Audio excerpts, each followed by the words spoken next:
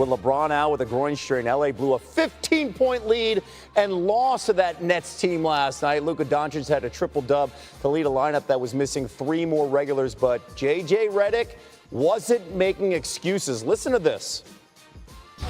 We just wanted to take shortcuts.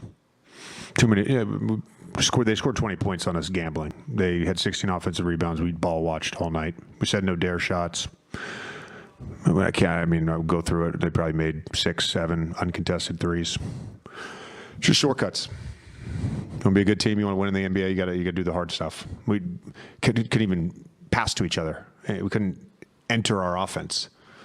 Running ball screens literally at half court. Yeah, that's going to end up in a turnover. I don't know what we're doing.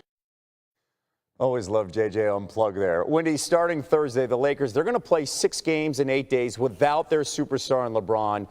You heard JJ, no excuses. So what does this now banged up team need to do until LeBron returns? Yeah, so this is what JJ is really talking about, is the focusing on the details. They don't have the margin for error that they had during that big, long win streak. And look, when you've won 20 out of 25 games, which is where they were going into Boston the other night, it's kind of hard to sell that your team needs to refocus and needs to tighten up. They don't have a choice here. You mentioned they're going into a back-to-back, which means that they've got 2 games, day off, 2 games, day off, 2 games, day off. Even if they were fully healthy, they were probably going to have to rest their frontline guys in some of those games, and they were probably going to have some losses, which is why this loss hurts so much, because they needed this one. This is as close to a gimme win as you're going to have at Brooklyn in the situation where you do have rest. So what J.J. Redick is trying to prepare his team for is their effort level is going to be needed more, and they're also going to need more from Luka Doncic. Luka has played a few really good games, but he has not been the player that we know he can be. They don't have a margin for error anymore. So in addition to them keeping their details in line, they need Luka Doncic to have some big games over this next week and basically carry them to a victory or 2. We saw the graphic, hardest remaining schedule the rest of the way here in the league. Lakers. Who's recovering from that strained left groin. Luka recorded his 2nd triple-double as a Laker, but he shot 8 for 26 with 5 turnovers. LA's loss wasn't solely on Doncic's shoulders. J.J. Redick did not tiptoe around why his team was not up to par with the Nets.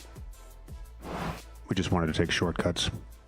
Too many. Yeah, they scored 20 points on us gambling. They had 16 offensive rebounds. We ball watched all night. We said no dare shots. I'll go through it. They probably made 6, 7 uncontested threes. Just shortcuts. You want to be a good team, you want to win in the NBA, you got to do the hard stuff. We couldn't even pass to each other. We couldn't enter our offense. Running ball screens literally at half court. Yeah, that's going to end up in a turnover. I don't know what we're doing.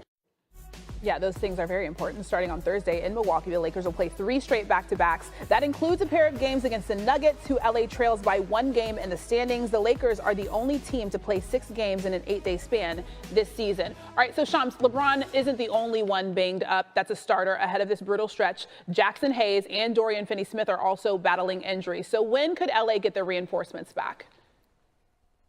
Christine, both Jackson Hayes and Dorian Finney-Smith are listed as day-to-day. They are managing it game-to-game from my understanding. And Jackson Hayes has a knee contusion. Dorian Finney-Smith has ankle soreness. And they're hoping that they can get at least 1 player back here out of that mix for Thursday night in Milwaukee. LeBron James, though, of course, is the larger injury concern for the Lakers. And right now, he's expected to miss a period of weeks, at least 1 to 2 weeks. And the good news for the Lakers, though, is that he did not hear a pop in that groin. He did hear that in 2018 when he had that torn groin muscle, but he will be out several games. The hope is that they're going to get at least one of Jackson Hayes, Dorian Finney-Smith back here in the coming games. Okay, so Perk, we heard from JJ. What do you need to see from LA until LeBron gets back on the court? Well, I need to see JJ getting his bag, and I need to see Luka getting his bag. I need to see how are those two guys going to win games without LeBron James? And I get it. They have a lot of guys that are banged up, but a lot of guys around the league on other teams are banged up as well. Luka is a bona fide superstar, right? He's a walk-in triple-double. He got to find a way to win games without LeBron James, right? You trade away Anthony Davis. You bring in an international superstar. Let's see what you could do. Let's see how the future looks. Give us an appetizer to see what it looks like. And JJ got to dive a little deeper as well. All right, we'll see if they're able to figure things out. I want to bring up something with you, Perk. You posted this on your social media. Keaton Thompson parroting you on SNL. He did a pretty good job. I do think the beard was a little long, but what were your thoughts on it? No, I thought he killed it. You know what I mean? With everything, the suit. Actually, yeah, I do. I got that suit on in my profile picture, but I thought he did a great job. I wasn't mad at it at all. Shams, did you see it? Did you love it? I think your suits are better than that, though. I think you got more swag and more style than that suit, Perk. I do. I'm trying to pick it up a little bit. He did, however, say your tagline, which is carry the hell on. So I'm going to give you guys that just to say thank you. Bye, guys. Thanks. The Suns lost last night in Memphis, dropping them to 2.5 back in the play-in picture. But how bad have things gotten for Phoenix? We've got a rookie in Cam Spencer drawing at KD after draining a 3. Kendrick Perkins, you're back. Do you like to see this from a rookie? Absolutely. I like to see it overall in today's game. You know, we want to see the back and forth. We want to see some guys ruffling the feathers. I'm tired of the jersey swap. That brings out the best of each guy. That brings the competition level there. And I'm looking forward to seeing if the Suns and Memphis Grizzlies play again. Yeah, this season. I like when things get a little chippy too. All right, Perk. The only thing hotter than trash talk in Memphis is what's happening with Golden State. The Warriors are 12-2 since Jimmy Butler's debut. We're gonna play a little game. Perk up or perk down. Warriors are legit title contenders. Christine, a lot of people call me, a hater of the Golden State Warriors and Steph Curry, but I'm perked down on this. Look, did Jimmy Butler bring life to Steph Curry and Golden State? Absolutely. Are they legit title contenders? No, they're not. I feel like they're off-season away, and then on top of that, they haven't faced anyone, not legit title contenders. So I'm perked down on them. He says he's not a hater, he just spits facts. All right, perk up or perk down. A healthy Timberwolves squad will make noise in the West. Oh, I'm perked up on them. I was down on them about 2 months ago, and all of a sudden, Anthony Edwards, Jaden McDaniels, and now Julius Randle coming back from injury. This team has found its identity again, which they're locking up defensively. Now the ball is moving. I'm watching Julius Randle make some beautiful passes. We know what Naz Reid could bring to the table. Anytime you have Anthony Edwards in the 7-game series, I'm perked up. All right, another young guy. SGA has closed the MVP discussion. Perk up or perk down? I'm perked down. Listen, I think he should be the front runner, but Nikola Jokic made a statement last night. Huge win, big numbers.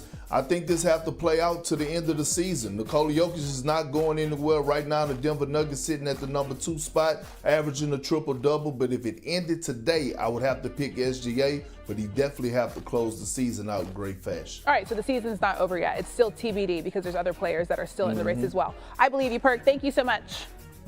It's interesting you bring up the NBA. Win would be their 15th straight dub and clinch the Central Division for only the second time ever without LeBron James. The last one without LeBron, how about 1976? If the Cavs win tonight, they'll be the 7th team in NBA history to win at least 55 of their first 65 games. It last happened 9 years ago with the Warriors and the Spurs. Neither won the title. That Warriors team famously blew a 3-1 lead at LeBron and the Cavs in the 2016 NBA Finals. But the first 4 teams to do it all went on to win the championship. Senior NBA writer Brian Windhorst joining us now. Wendy, the Cavs again, they're 14.5-point favorites tonight, heavy favorites. How do you view this Cavs team right now?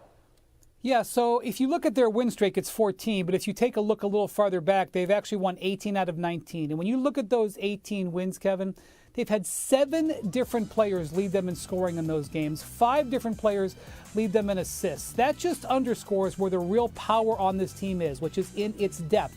Its depth of its stars, its depth of its role players. And one of the things that has been so impressive during this win streak is how they've won different ways.